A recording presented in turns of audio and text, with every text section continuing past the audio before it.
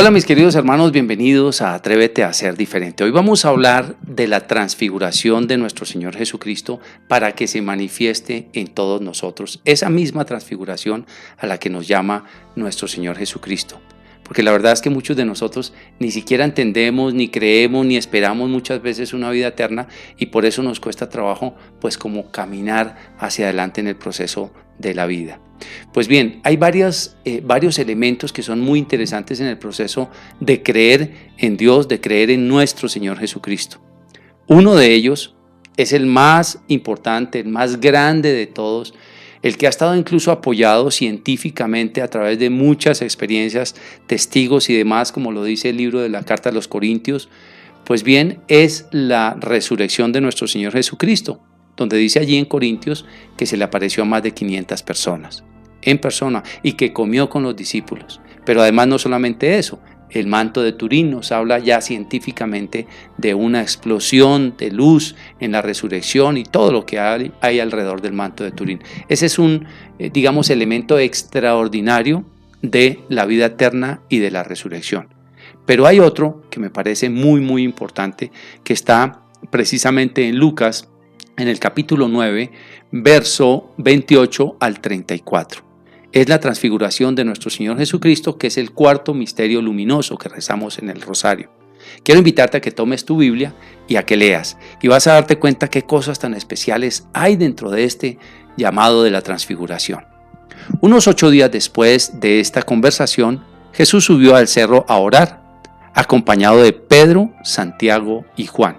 Acordémonos que estos eran los 3 discípulos más cercanos de nuestro Señor Jesucristo. Como suele suceder en muchas partes, nosotros tenemos unos más allegados a quienes revelamos ciertos detalles de nuestra vida íntima, de nuestra vida personal, con quienes vivimos ciertas experiencias maravillosas.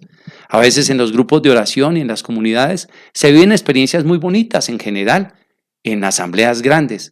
Pero cuando nos reunimos en coinonías pequeñas, en pequeños grupos de oración y hacemos oración profunda, ahí el Señor nos da unos regalos muy especiales. Esto era lo que pasaba precisamente con Pedro, Santiago y Juan. Voy a continuar la lectura. Dice, mientras oraba, el aspecto de su cara cambió y su ropa se volvió muy blanca y brillante.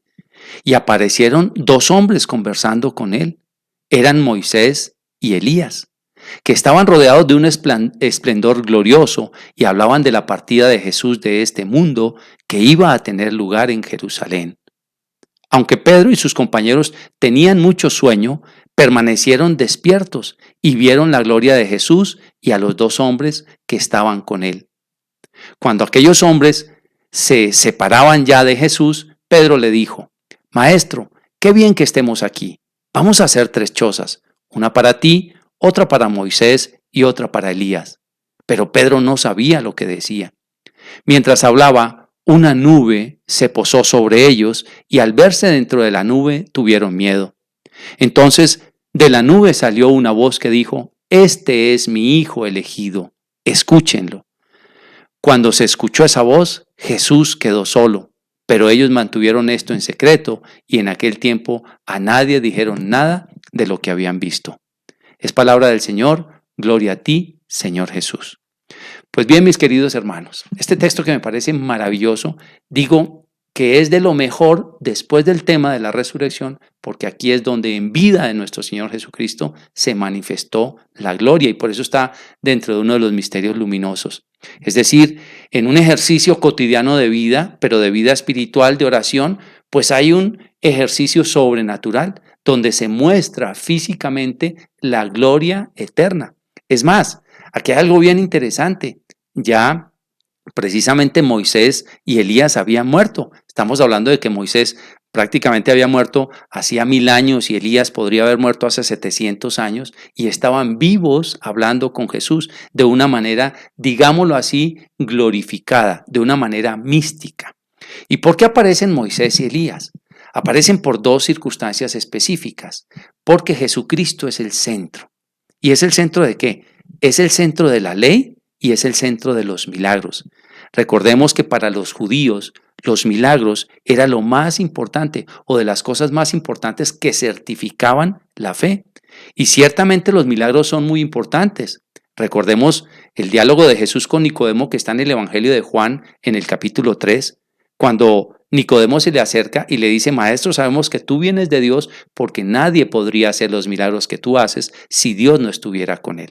Es decir, para ellos lo más importante era el tema de los milagros. Y por eso Elías, que se aparece allí vivo con Jesús, que esto es otro elemento importante, este Elías era especialista en los milagros. Elías fue el que oró y se detuvo el sol, y Elías sanó también a una cantidad de gente, hizo muchos milagros, estuvo con la viuda de Sarepta donde le multiplicó el pan y bueno, le multiplicó el aceite y otras cosas. Le sanó a su hijo también. En fin, en Elías está representado los milagros, el uso de Dios en los milagros a través de los seres humanos. Pero además está la ley, que es Moisés, este gran profeta que liberó al pueblo de la esclavitud de Egipto, al pueblo de Israel. Entonces Jesús es el centro. ¿Por qué? Él es el que nos libera del pecado.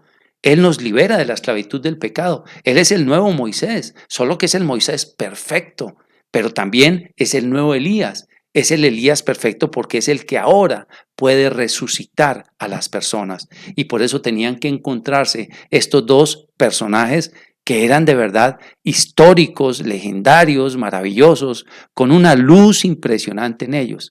Y sucede algo, y es que aparece la gloria, es decir, están como en una luz tan resplandeciente que precisamente habla de que allí se les manifestó que había una vida eterna. Y esto es muy interesante para nosotros, para poder pensar que efectivamente hay una gloria, hay una vida más allá, una vida que nos impulsa a vivir mejor, una vida de expectativa, de emoción, una vida que dice: hombre, nos espera una gloria, nos vamos a perder de esa gloria. Claro que no nos la vamos a perder. Y eso nos debe hacer vivir con más entusiasmo, con más alegría. Entonces, estando allí, dice que se resplandeció tanto su rostro como una cosa tan blanca, tan impresionante, que pareciera que es la luz de la que narran también todas las personas que tienen experiencias en el umbral de la muerte, donde ven esa luz maravillosa. Por eso es que digo que no solamente en la resurrección, sino también aquí, en la transfiguración de nuestro Señor Jesucristo en el monte Tabor, se muestra la gloria desde antes de la muerte. Le están anunciando a ellos, a Pedro, a Santiago y a Juan, a los más cercanos. ¿Y cuáles son los más cercanos de Jesús? Son los que creen, son los que le acompañan más, son los que están más cerca, son los que oran más, son los que comparten con Él su dolor. Por eso hay ciertas personas a las cuales se les revela cierta gloria especial.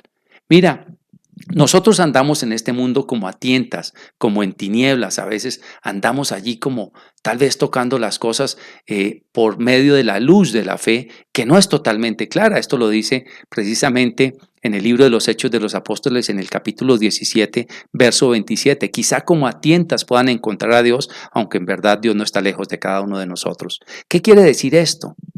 Que a veces el Señor nos revela cosas maravillosamente esplendorosas y parece que ese día decimos: ¡wow! ¡Qué bendición! ¡Qué maravilla! Sí, existen las cosas de Dios. Mire el milagro que se me hizo. Mire esta experiencia sobrenatural. ¡Qué oración tan hermosa! ¡Qué cosa tan maravillosa! Pareciera que en ese momento tenemos mucha fuerza, pero luego llega otra vez la realidad donde ya nosotros volvemos a enfrentar el cotidiano vivir, ¿no? Y parece que nos quisiéramos quedar en esas cosas sobrenaturales.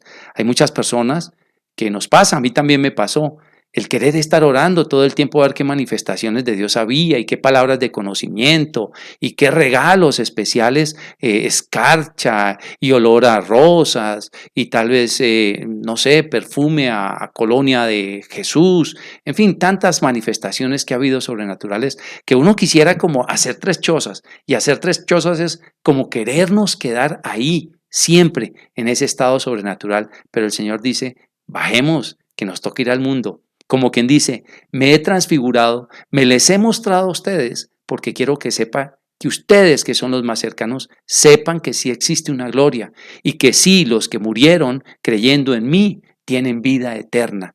Así como lo dice el Apocalipsis 14:13, dichosos de aquí en adelante los que mueren unidos a mí. Sí, dice el Señor, ellos descansarán de sus trabajos porque sus obras los acompañan.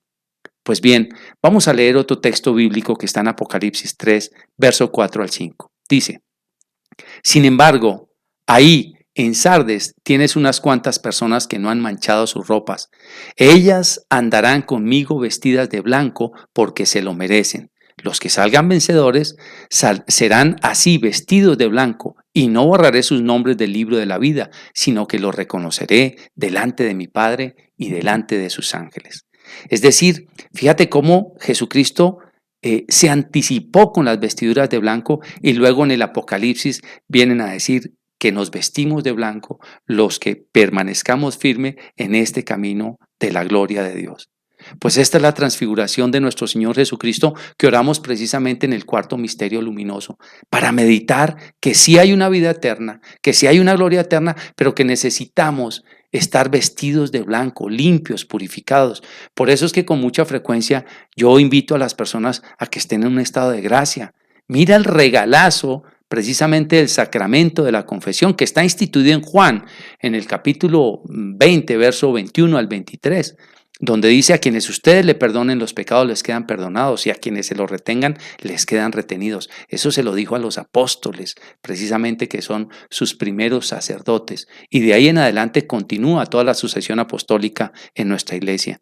Por eso es tan importante blanquear siempre nuestra alma con el sacramento de la reconciliación, pero a muchos les da pereza, les da miedo, se estacionan en una franja de comodidad, empiezan a juzgar al sacerdote, en fin, tantas cosas. Pero Dios nos invita precisamente a que blanqueemos nuestros corazones. Mira lo que dice en la primera carta de Juan, en el capítulo 2, verso 1 y siguientes. Dice: hermanos míos, les digo esto para que no pequen, aunque si alguno comete pecado, tenemos delante del Padre uno que es justo, que es nuestro Señor Jesucristo, que lo oficia por el perdón de nuestros pecados. Mira tan hermoso como el Señor se transfigura. Nos trae la ley, nos trae los milagros. Dice: mantengo la ley, pero también hago milagros. Y además, con estas dos cosas, los voy a llevar a la gloria eterna. Esa es mi transfiguración antes de que muera y resucite. Porque fíjate lo que decía el texto. Comenzaron a hablar de cómo Jesucristo iba a ir a Jerusalén e iba a padecer y lo que iba a suceder. Y mira lo que sucede con los apóstoles. No se quedan dormidos.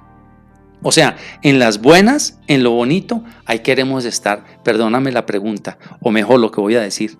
Tal vez echando chisme no nos dormimos. Pero ¿qué pasó entonces en el huerto de Getsemaní? Lo está aquí más adelante, lo traigo precisamente Lucas 22:45. Cuando Jesús se levantó de la oración fue donde estaban los discípulos y los encontró dormidos, vencidos por la tristeza. Pero ¿cómo en la transfiguración no estaban dormidos y ahora, esta semana que vamos a vivir precisamente la Semana Santa, ahora sí no nos dormimos? O mejor, ahora sí nos dormimos porque viene la prueba, la tribulación.